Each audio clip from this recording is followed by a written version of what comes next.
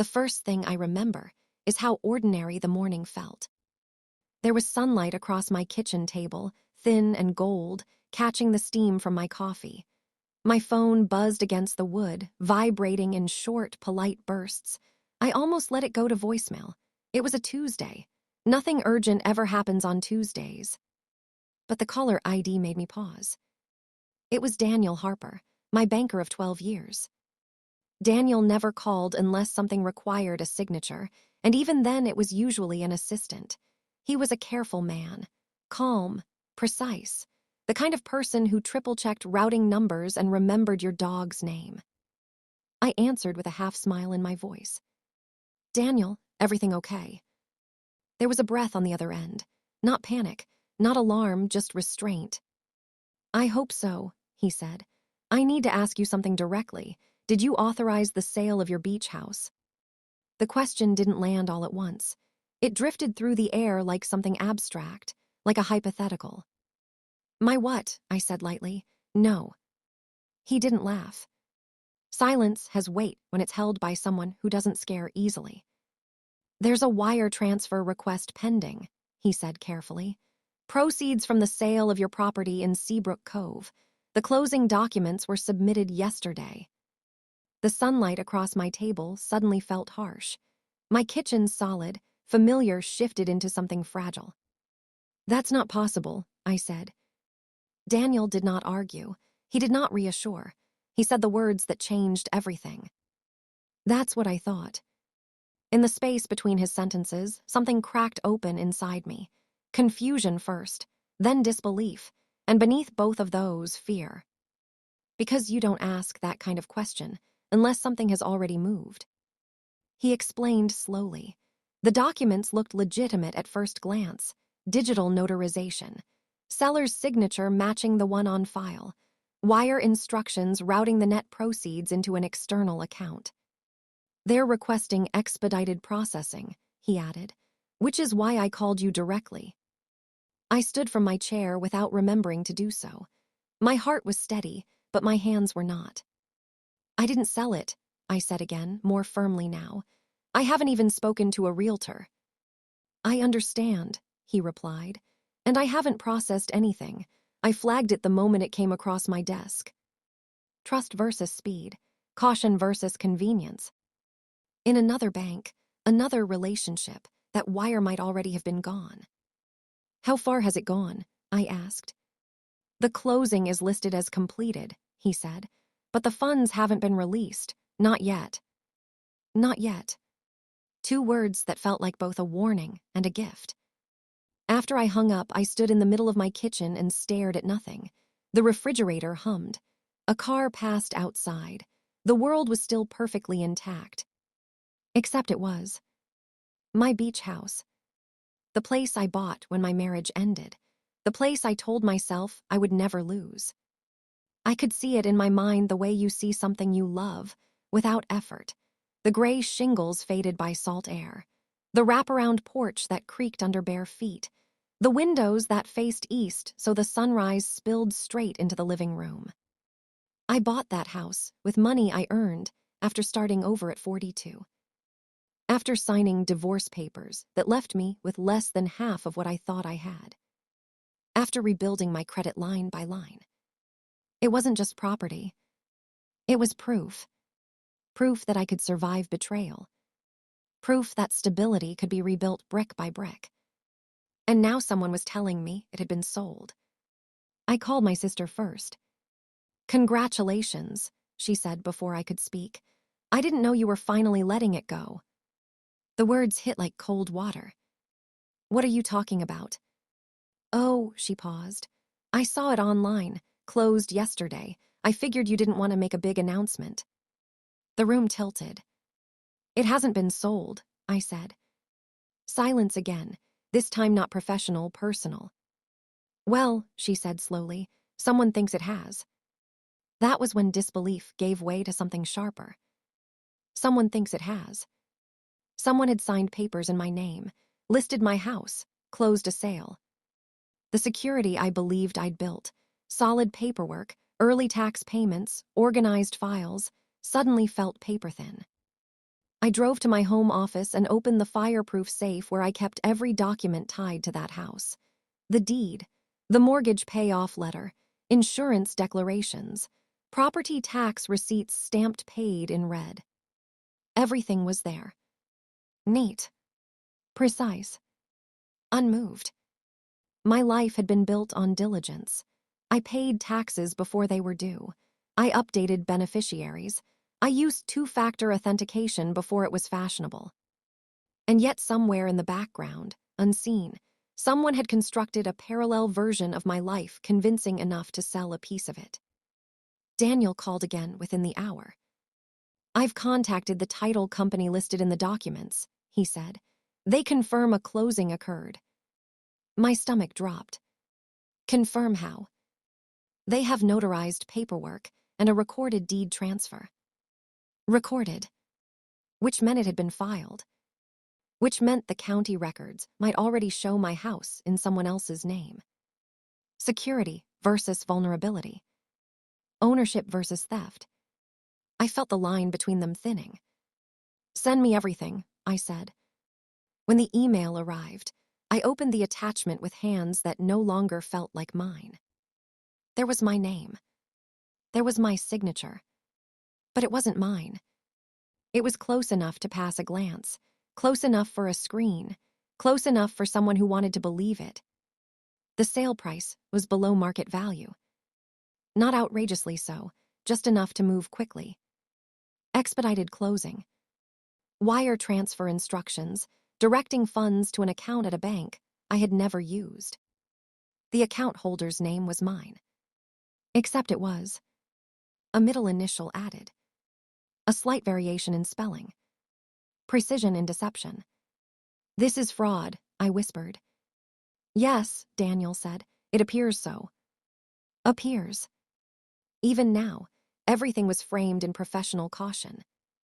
He explained how these schemes worked: public property records, identity theft, intercepted emails, fraudsters exploiting digital processes meant to create convenience. Speed versus scrutiny.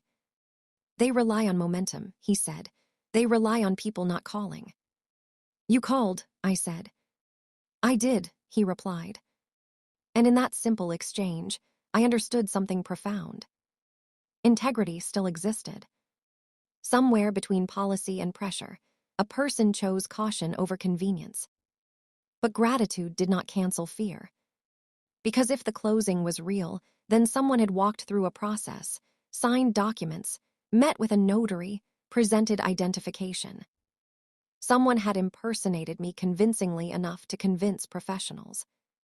How long had this been unfolding? Had the house been listed publicly? I pulled up real estate sites with shaking fingers.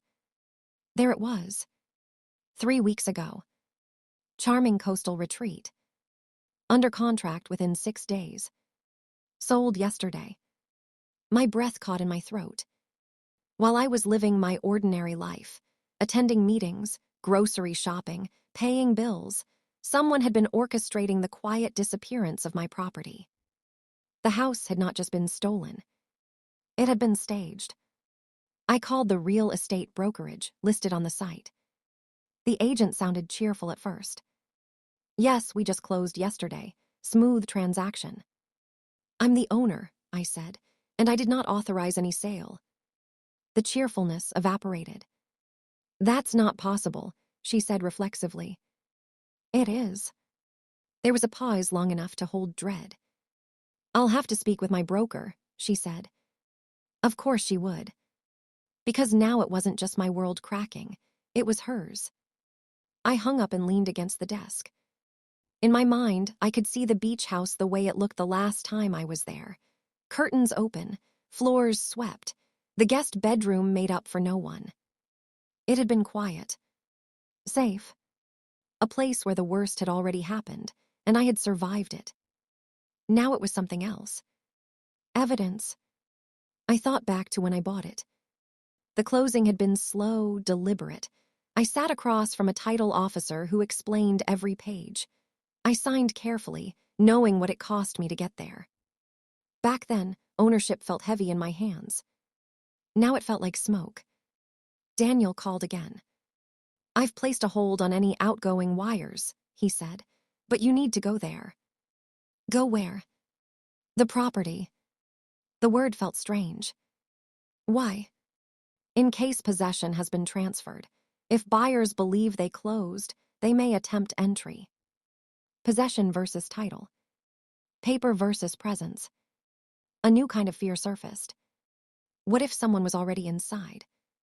I grabbed my keys. The drive to Seabrook Cove usually relaxed me. 40 minutes of highway, then a narrow coastal road lined with dunes and sea grass. Today it felt like a corridor, narrowing around me. Every mile marker ticked like a countdown. My phone buzzed again, this time from a distant cousin. "Heard you finally sold," he wrote. "Smart move in this market." I didn't respond, because the truth was becoming harder to say out loud. I hadn't sold it, but someone had. The ocean came into view as I turned the last curve. Blue. Unbothered. Waves rising and falling in patient rhythm. Nature unchanged. My hands tightened on the steering wheel. And then I saw it. At the edge of the property, staked into the sand beside the walkway. A sign. White. Bold letters. Sold. It wasn't subtle. It wasn't temporary. It was planted deep enough to resist wind. My heart pounded, not with grief yet, but with something rower. Violation. I parked slowly, stepping out onto gravel that felt foreign under my shoes. The house stood exactly as I remembered it. Windows intact. Porch railing solid. Curtains drawn. Nothing looked disturbed. And yet the sign declared a reality I had not chosen. Paperwork said it was gone, but the keys were still in my hand.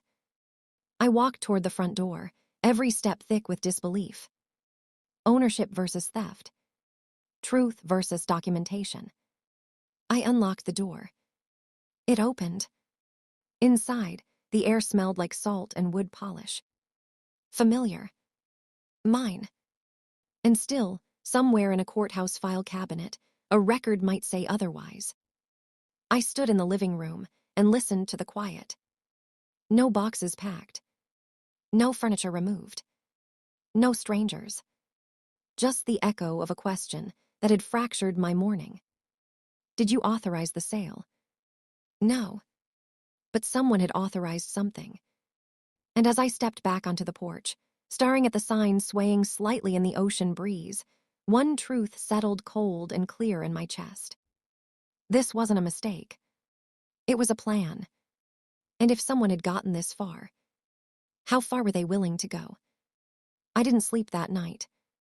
The ocean outside the bedroom windows moved the way it always had, steady, indifferent, eternal. Waves don't care about paperwork. They don't recognize forged signatures or expedited closings. They don't pause because someone tried to steal your name. But I cared.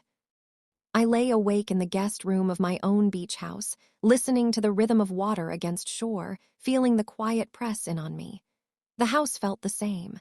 The floors creaked in familiar places. The refrigerator hummed softly. Every object was exactly where I had left it.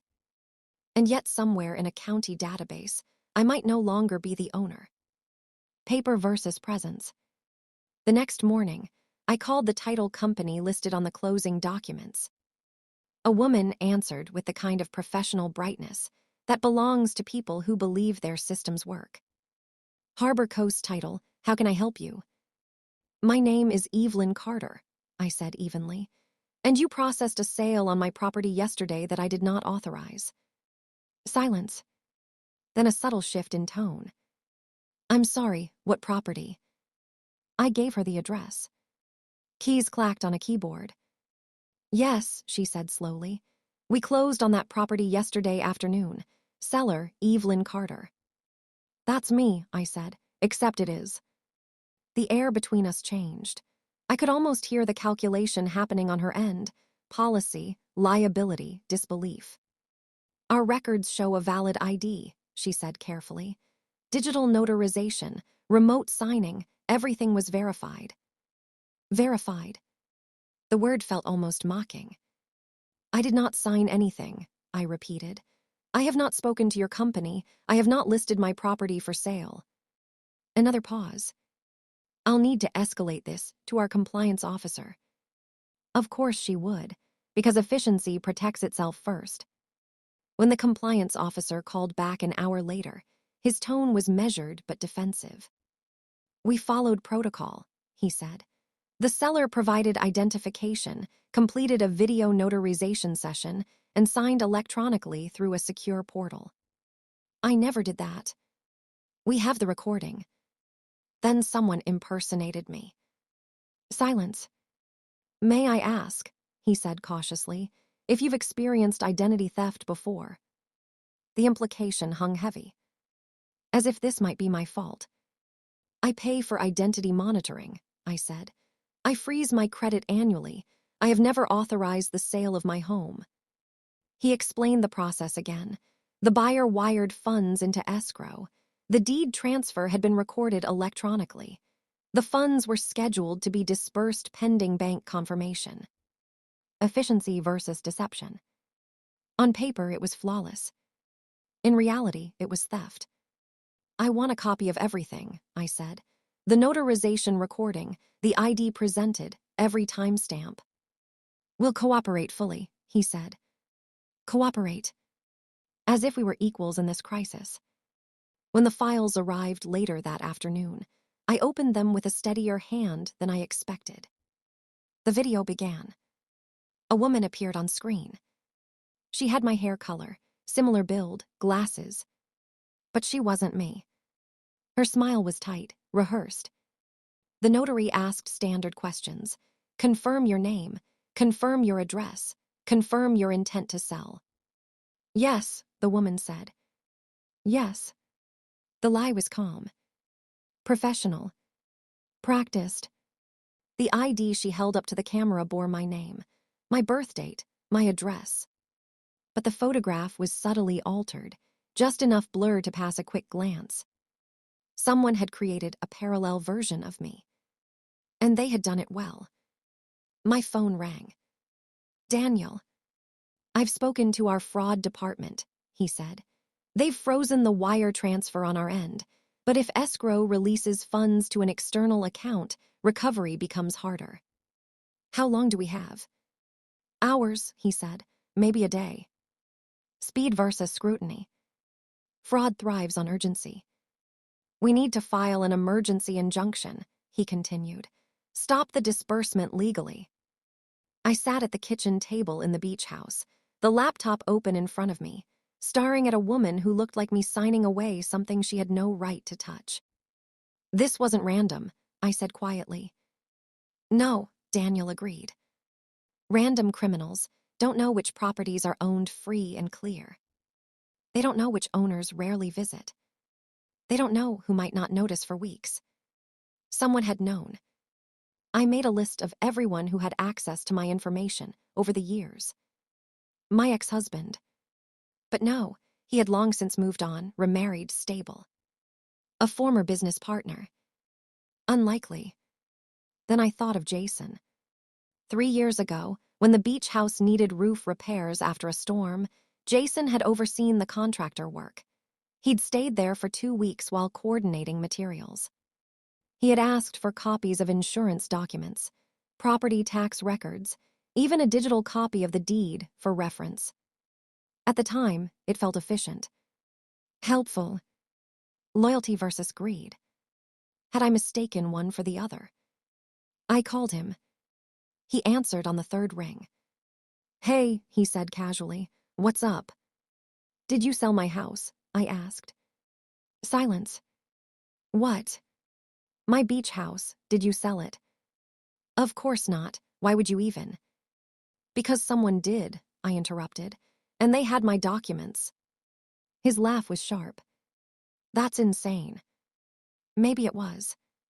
Maybe I was reaching for the nearest explanation. But suspicion doesn't appear from nowhere. It grows from small memories. Like the time he'd asked if I'd ever considered liquidating it. You barely use it, he'd said. That equity could be working for you. or the time he'd commented on how easy remote closings had become. You don't even have to show up anymore. Efficiency. Convenience. Opportunity. I didn't do anything, he said firmly. I don't even know a realtor down there. His voice held indignation, hurt. And for a moment, I doubted myself. Was I becoming paranoid? Or had I simply been naive before? Daniel connected me with an attorney by late afternoon. Her name was Margaret Ellis. Direct, focused, unimpressed by theatrics. We need to act immediately, she said. File a lease pendens to put legal notice on the property. Alert the county recorder. Freeze escrow through court order. Her calm steadiness felt like a counterweight to my rising panic. Do you believe this can be reversed? I asked. Yes, she said, if we move fast. Calm legal strategy versus rising panic. She drafted filings while I gathered evidence, bank statements, copies of my authentic signature, proof of my whereabouts during the supposed signing. Each document I pulled felt like reclaiming a piece of myself. I wasn't just defending property. I was defending identity. By evening, the attorney filed an emergency motion. The next morning, we were scheduled for a preliminary hearing. I drove to the courthouse before sunrise. The sky was pale gray, the air thick with salt. The ocean was visible from the courthouse steps, a narrow line of blue beyond rooftops. Retreat versus return. I thought of the tide, how it pulls back before crashing forward. Was this retreat? Or was it gathering strength? Inside the courtroom, the buyer's attorney sat across from us. A young man, polished, surprised. My clients acted in good faith, he said. They completed a lawful transaction. Good faith. I almost laughed. Because faith without verification is simply assumption. Margaret presented the notarization recording. The altered ID. My sworn affidavit denying authorization. The judge watched quietly. What is the status of the escrow funds? He asked. Currently frozen pending clarification, Margaret replied. The judge nodded. This court orders an immediate suspension of disbursement until identity verification is conclusively established. A temporary freeze. Not a victory, but a pause. Breathing room. Outside the courthouse, I sat on the steps and stared toward the ocean. The buyer's attorney approached cautiously. My clients are devastated, he said. They thought they'd purchased their retirement home. I believed him. They were victims too. Fraud doesn't choose sides based on innocence. It chooses based on access. Margaret joined me on the steps. This wasn't an inside job at the title company, she said quietly.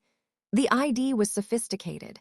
Someone had access to detailed personal information. Jason's face flickered in my mind again. So did another memory. 2 years ago, I'd hired a freelance bookkeeper during tax season. She'd requested copies of property documents to reconcile deductions. Her name was Leela. Friendly, efficient, temporary. After the season ended, she disappeared from the industry, at least from my world. Had she kept digital copies? Had they been stored securely? My phone buzzed with a notification from Daniel. Fraud Department update. The external account listed for wire transfer was opened 3 weeks ago using an address linked to a mailbox rental facility. Temporary. Disposable. Professional. This wasn't desperation. It was design. Later that afternoon, Margaret called. We've subpoenaed IP logs from the signing portal, she said. The session originated from a private network, but there's a traceable routing point. Where? A co-working space. My heart tightened. In our city. Yes. Not a distant scammer. Not an anonymous overseas ring. Close. Close enough to know my routines. Close enough to believe I wouldn't notice. 2 days later, we received another piece of evidence. the digital upload of the seller's supporting documents. Included among them was a high-resolution scan of my driver's license, one I had emailed to Jason 3 years ago. The date stamp matched.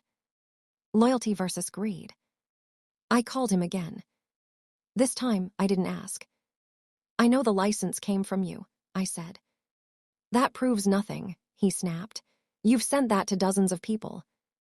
But I hadn't. Not high resolution. Not the original. Only him. Silence stretched between us. "You're reaching," he said finally. "You're scared and looking for someone to blame." Maybe I was scared. But fear doesn't fabricate metadata.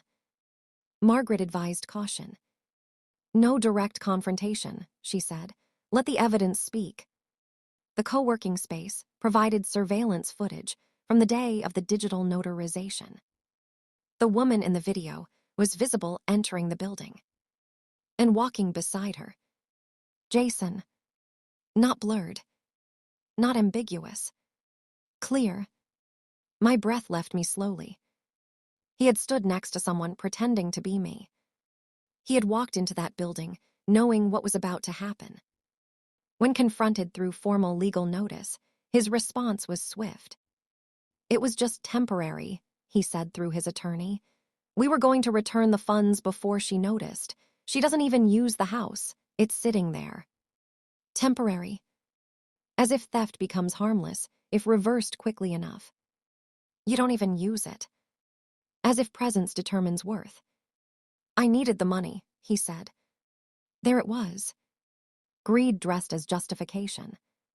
Margaret's voice was steady when she relayed his statement. "This strengthens our case," she said. But strength in court does not erase betrayal in the heart. I had trusted him with access. With responsibility. With keys. Integrity versus opportunism. He had chosen the latter. The next hearing approached. This time, it would determine whether the fraudulent deed transfer would be officially voided. If we failed, the buyers could claim legal title. Paper versus truth. On the morning of the hearing, I returned to the courthouse steps early. The ocean was restless that day. Wind cut across the water, pushing waves higher.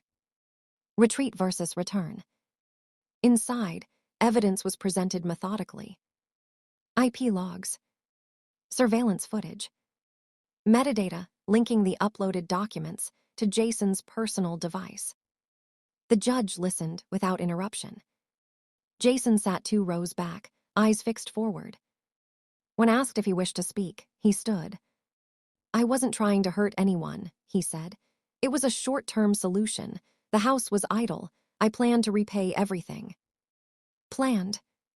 Future intention does not cancel present action. The judge's expression did not change. "This court finds substantial evidence of identity fraud and fraudulent conveyance," he said finally. "The deed transfer is suspended pending full trial. Escrow funds remain frozen." Suspended. Not yet erased. Ownership hanging in limbo. Outside, I stood alone again, staring toward the water. The tide was pulling out, exposing wet sand that shimmered under gray light. Retreat. But I knew it would return. And so would I. Because this wasn't only about recovering a house. It was about drawing a line. Between trust and exploitation. Between convenience and vigilance. Between the version of me someone tried to forge and the one standing here, unbroken. The ocean moved steadily in the distance. And for the first time since the call that shouldn't have happened, I felt something stronger than fear. Resolve. The final ruling came on a Thursday. It struck me later that everything in this story seemed to happen on ordinary weekdays. Fraud didn't arrive with thunder. Justice didn't arrive with fanfare. It came printed on official letterhead, stamped and filed before lunch. Margaret called just after 10 in the morning. "It's done," she said. 2 words, calm, precise. My breath stalled halfway in my chest. The court has voided the fraudulent deed transfer. The escrow funds are permanently frozen, and will be returned to the buyers. The wire instructions have been formally flagged as part of an attempted financial crime. Void. Such a small word for something that had taken weeks of sleepless nights to untangle. And Jason, I asked. Criminal charges are being pursued, she said. Identity theft, fraudulent conveyance, attempted wire fraud. Attempted. That word mattered. The money never left escrow. Because Daniel had paused. Because someone chose to verify instead of expedite. Greed had been ambitious. Integrity had been patient. After I hung up, I didn't celebrate. I didn't cry. I sat in stillness and let the truth settle. On paper, I owned the house again. But ownership had never felt so complicated. The bank sent a formal summary of the forensic findings later that afternoon. I read it slowly, as if absorbing a post-mortem report. The external account listed for the wire transfer had been opened using falsified identification tied to a mailbox rental facility. The digital notarization session originated from a co-working space traced to Jason's login credentials. Metadata embedded in the uploaded files showed they had been accessed and modified on his personal device 2 days before closing. It was clinical, cold, precise. There was no room for misunderstanding. He hadn't stumbled into something reckless. He had built it. The buyers, I learned, were a retired couple from Arizona. They had fallen in love with the listing photos. They had believed the story presented to them. They were not villains. They were collateral damage. Fraud is rarely elegant. It leaves wreckage on both sides. I agreed to meet them. We sat in a small conference room at Margaret's office. They looked tired, disappointed, embarrassed. We never meant to cause trouble, the wife said softly. I know, I replied. We wired everything we had, the husband added. Our retirement savings. And you'll get it back, I said, every cent. That was the strange thing about this ending. No one lost money in the end. But something had been lost. Trust, once fractured, does not return to its original shape. After the meeting, I drove to the bank to see Daniel in person. He stood when I walked into his office. I owe you more than a thank you, I said. He shook his head. I did my job. No, I said gently, you did more than that. He could have processed the wire. The documents had appeared valid. The urgency had been clear. He could have trusted the system. Instead, he trusted the relationship. Indifference versus responsibility. One phone call had drawn a line between those two. You've been with us a long time, he said simply. Something felt off. Felt. Not provable, not documented. Just instinct layered over years of familiarity. Integrity is often quiet. It rarely announces itself. It simply chooses the harder path. When I left the bank, I didn't go home. I drove to Seabrook Cove. The sky was clear. The ocean stretched wide and calm, as if unaware of the chaos that had unfolded around it. The sold sign still stood at the edge of the walkway. White. Bold. Declarative. I parked slowly and stepped out. The sand shifted under my feet the way it always had. The house looked exactly the same. Gray shingles, salt-kissed windows, porch railing worn smooth by years of touch. On paper, everything had been restored. But I needed to do something tangible. I walked to the sign and gripped the wooden post. It resisted at first, buried deep in compact sand. I pulled harder. Ownership is not passive. It requires action. The post came loose with a sudden release, sand scattering at my feet. I laid the sign flat against the ground and stood over it. For weeks, that sign had declared a false reality. Now it was just wood and paint. Inside, the house smelled faintly of sea air and cedar. I moved from room to room slowly. The living room, where sunrise filled the windows in pale gold. The kitchen, where I'd once sat alone after signing my divorce papers, staring at nothing, but feeling something close to hope. The guest bedroom, where friends had laughed late into the night. Each space held memory, layered over memory. None of it had been transferred with a forged deed. None of it had been captured in escrow. Ownership beyond paper. I ran my hand along the hallway wall where faint marks from moving furniture still remained. I remembered buying this place when everything else felt unstable.